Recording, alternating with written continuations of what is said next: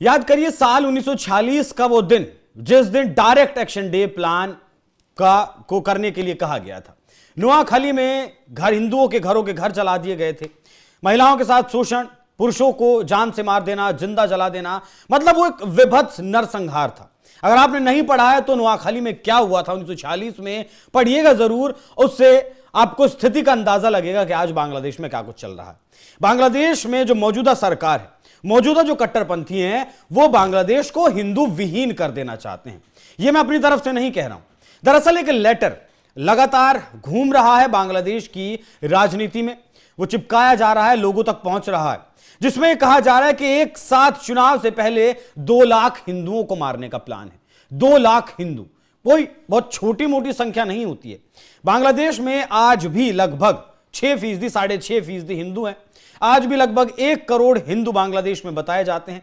कुल आबादी लगभग 16.5 करोड़ है बांग्लादेश की, जिसमें से 1.25 करोड़ हिंदू आज भी वहां बचे हैं। इतनी मतलब बहुत कम भी आबादी नहीं है, लेकिन 1.25 करोड़ हिंदुओं को आज जान का खतरा सता रहा है, क्योंकि कुछ ट्वीट्स सामने आ रहे हैं। मंशा जो है यूनुस सरकार की, या फिर यूनुस सरकार जमात इस्लामी की, वो क्या मंशा है उसका अंदाजा आपको एक ट्वीट पढ़कर जरूर लगेगा। तस्लीमा नसरीन ने यह ट्वीट किया है, दिखाइएगा जरा।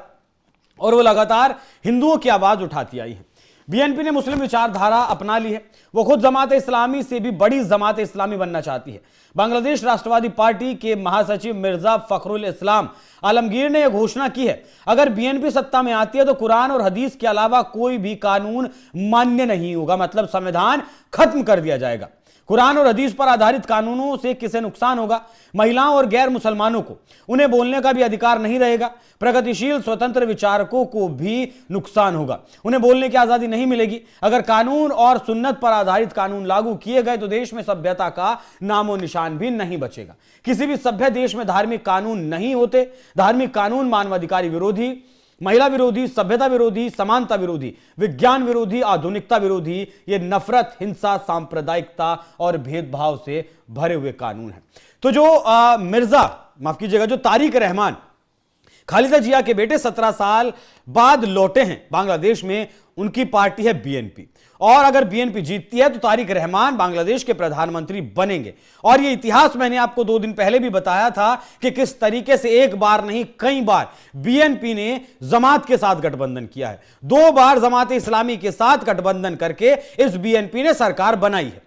तो सरकार तो एक बन सकती है, लेकिन यह सरकार फिर भी इस्लामिक सरकार बनेगी, संवैधानिक सरकार नहीं बनेगी। बीएनपी भी अगर जीतती है, अगर जमात इस्लामी का फिलहाल तो गठबंधन बीएनपी के साथ नहीं है, लेकिन पोस्ट इलेक्शन यह गठबंधन हो सकता है, बहुत ज्यादा उम्मीद इसकी नजर आ रही है। अब मैं आपको क्यों कह रहा हूं कि बांग्लादेश विहीन बांग्लादेश को हिंदू विहीन करने की तैयारी चल रही है। देखिए, आप जानते हैं कि अगले साल फरवरी में चुनाव होने वाले हैं। उससे पहले 2 लाख से ज्यादा हिंदुओं को मारने की बात कही गई। जिस तरह से हिंदुओं से बांग्लादेश में हिंसा हो रही है, ऐसा लगता है कि बैनर में जो लिखा हुआ है वो शुरू हो चुका है। एक बैनर लगातार वायरल वहां पर हो रहा है। बांग्लादेश में एक हिंदू के घर को जलाकर राख कर दिया गया। बांग्लादेश के अंतरिम सरकार के प्रमुख मोहम्मद यूनुस के शह पर ऐसा किया जा रहा है।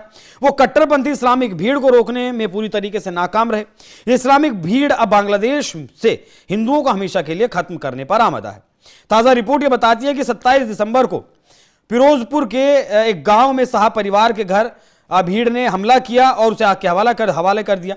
कपड़े में पेट्रोल डालकर फिर आग लगाई गई। पूरा घर जलकर राख हो गया। तस्वीरें ऐसी हैं, वो आपको दिखा भी नहीं सकते। बांग्लादेश में पिछले साल अगस्त के बाद जब शेख हसीना भगा दी गई वहां से, उसके बाद से हिंदुओं पर 2900 हमले हुए हैं। ये वो हमले हैं जो रजिस्टर्ड हुए हैं, जो रजिस्टर्ड नहीं हुए उन्हें तो छोड़ दीजिए। बाकी तस्लीमा नसरीन ने क्या कुछ कहा वो आपको मैंने दिखाया है। तस्वीरें बहुत विभत्स वहां से आ रही है। बंगाली में लिखा हुआ एक मैसेज, धमकी भरा मैसेज भी यहां पर मिला है, जिसमें हिंदुओं पर इस्लाम और मुस्लिम समुदाय के खिलाफ काम करने का आरोप लगाया गया और कहा गया अगर ये कथित गतिविधियां जारी रही तो गैर मुसलमानों के घरों, संपत्ति और उनकी दुकानों को बख्शा नहीं जाएगा। द डेली स्टार के मुताबिक इलाके में आगजनी की बड़ी घटनाओं के तहत 5 दिनों के अंदर रावजान में 3 जगहों पर 7 हिंदू परिवारों के घरों को आग के हवाले कर दिया गया। पुलिस ने ऐसी घटनाओं को रोकने के लिए स्थानीय मौलानाओं से बात की है।